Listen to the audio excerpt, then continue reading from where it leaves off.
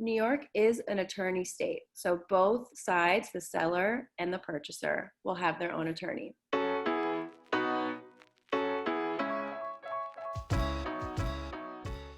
In New York, they say that we have less litigation, we have less issues after closing because everyone is so well represented. So yeah, there's a little bit more back and forth that happens, but the result is a balanced deal. So the seller is going to be represented by an attorney, the purchaser is going to be represented by an attorney, the bank is going to be represented by an attorney.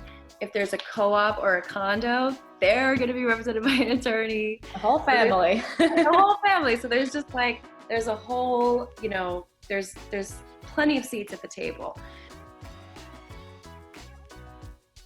New York is a seller state, right? Like there are laws put in place to protect the sellers when they're transacting. So for those who don't really know what that means, tell us about that. Like break it down. What kind of laws are put in place for them that buyers should keep in mind?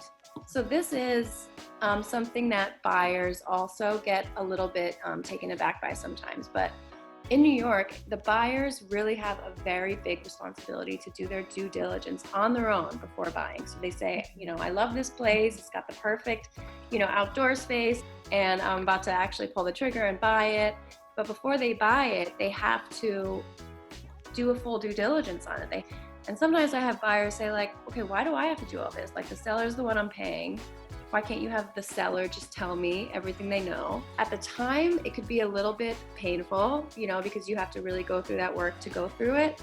But it's actually for a good cause because it's set up like that in order to encourage sales happening in our state, in our city.